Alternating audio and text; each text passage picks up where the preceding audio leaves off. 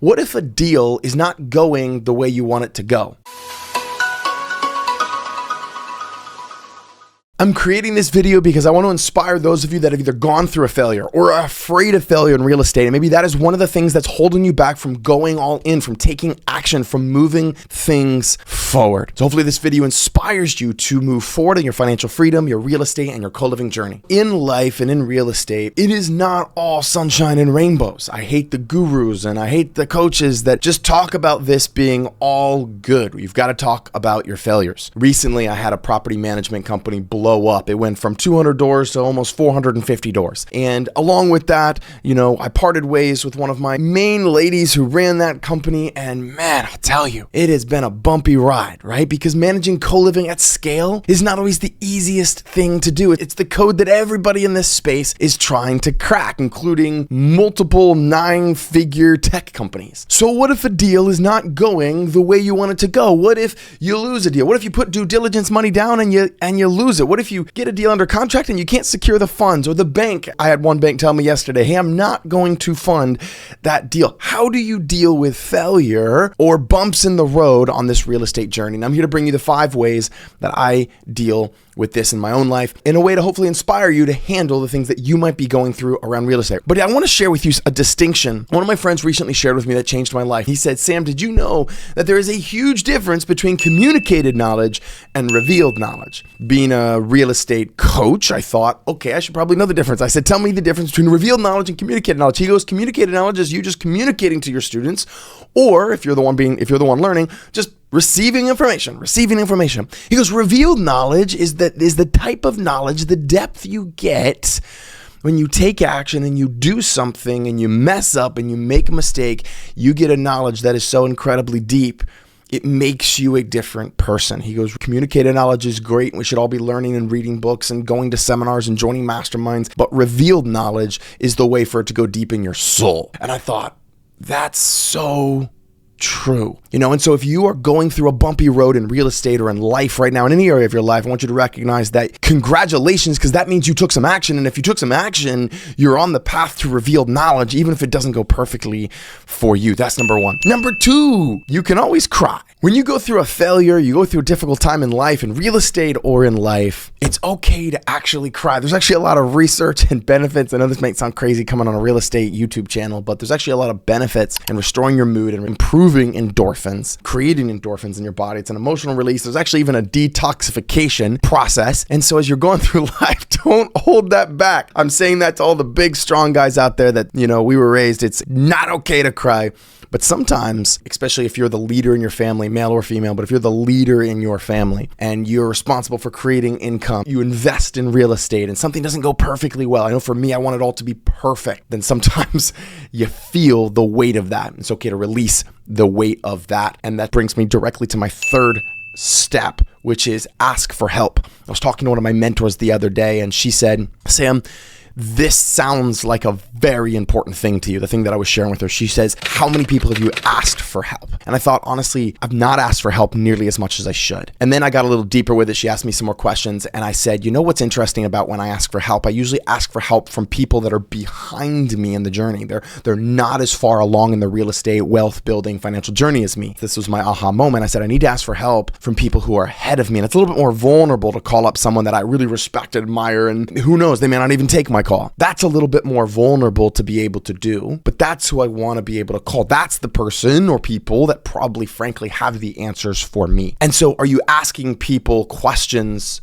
that are not as far along in the journey as you, or are you going to mentors and leaders who are further ahead in the journey than you, that have had some failures, that have fallen flat on their face, that have taken a sucker punch of life and real estate? Those are the ones that you should be asking. The 4th thing that I do when it comes to real estate, when I'm struggling in something and I have to make progress, is something my mentor calls going dark. He said, Sam, this is a time in your life where if you have to fix something or solve something, you just decide what your priorities are. It's your family, it's your relationship with God, and then you gotta take care of your business. So you go dark. You don't go to the movies when your friends ask you to go to the movies. When someone says, I'm going to Disney World, you don't go. You say no and you go dark, except for the people that are very very close, your inner circle that are very close and important that you keep up with. You go dark to solve the problem because sometimes problems cannot be solved without a certain level of intensity, without a certain intention, without a certain I will solve this, right? I really admire one of my new students. He's one of my new inner circle students. He joined, he said, I've got 12 homes. They're all over the United States. He's like, and I can't sell them. I bought all these sub-2 deals all over the place. I can't sell them and I can't even rent them right now. He's like, I'm converting them all to CoLiving. We're going all in on this model. And this guy took massive action. Like a day after he joined my course, it was like a couple days after he joined my course, he already had his first tenant ready to move into that home. That's massive action on a problem that needed intensity and focus to solve, and he took that action. The next thing that I do if I'm in a situation is obviously after talking to my mentors, I have something called a mindset coach. This is someone that just checks in. Some people call them an entrepreneur coach. As an entrepreneur, we've all seen that squiggly line. I'll get my video editor to stick it in here if you haven't seen it, but it's like, this is what we think entrepreneurship should be, and it's just a straight line up to success. This is what entrepreneurship really is. And it's up and it's down, and then sometimes we're lower than when we started, and then we're way higher, and it's this crazy journey, right? And so you need someone checking in on your mindset. I had someone check in your mind, and he said a comment to me that's a beautiful quote that an inspirational speaker once said. He said, if you get in your head, you're dead. If you get in your head, you're dead. What does that mean? He said, it means if you start to just over process things and overthink about things, then you're going to lose, right? You have to come with some certainty. You have to come with like some positivity. You have to come with some heart, right? I was watching Joe Rogan talking to a UFC fighter, and he was telling this UFC fighter, he said, man, you're too smart to be in the UFC. He goes, I worry about you. He's like, I don't think you're good enough. This was like a top 10 fighter, top 10 heavyweight fighter. He goes, I think you're going to get hurt seriously because you got 1 foot in, you got 1 foot out. He goes, the guys that come into the UFC, he's like, a lot of times they're not incredibly smart. And he's like, what I mean by that is they're not thinking through how many times they get knocked out. He said, you're smart enough. You're thinking that through, like, how much further can I do this? I've already been in this a couple of years. He goes, the other guys, they're all in and they win. This is the only thing they have going on. He's like, you've got a side gig you're working on. Basically, he said, you're in your head. You're thinking about things. You're over-processing things. You're not just taking action. I know for me in my life, if I have too much time to think, if I have too much time to process, life doesn't go that good for me. I need to be taking action, moving forward strongly, if that's even a word, in a direction of my dreams. So are you taking action strongly in the direction of your dreams? Of course, the final step is kind of what I just said. I wrote it down in my notes as like, just do something. Like, it doesn't have to be perfect action, right? Good or done is always better than perfect because perfect never exists. And so those of you that are perfectionists like me and want it all perfect, it's not possible. It's literally an unrealistic standard. So go do something. And my final point, I was watching a Netflix documentary the other day about Simone Biles, who is the most decorated US gymnast in the history of the United States. When she was in the Paris Olympics, during COVID, I forget the exact year, I guess it was 2020, she got up and she left. She said, I've got to take care of myself.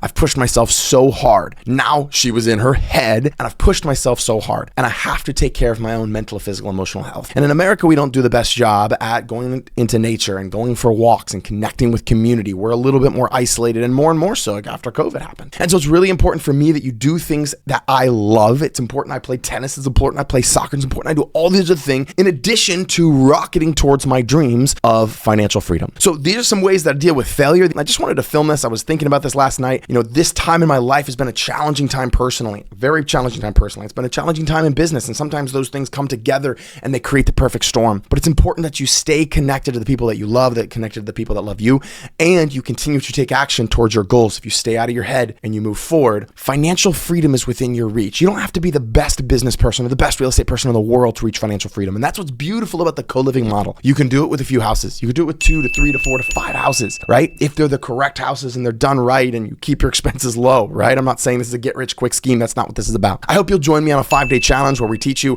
all about CoLiving and how to do it, and also how to have the mindset of a successful entrepreneur, how to have the mindset of someone who's going to crush life and keep going. I love you guys. I'll see you on the next video. Thank you for sharing this channel, subscribing, and being a part of the community that I'm trying to build of people that are achieving financial freedom and doing that in a powerful, positive way that also helps the world. God bless you guys. I'll see you soon.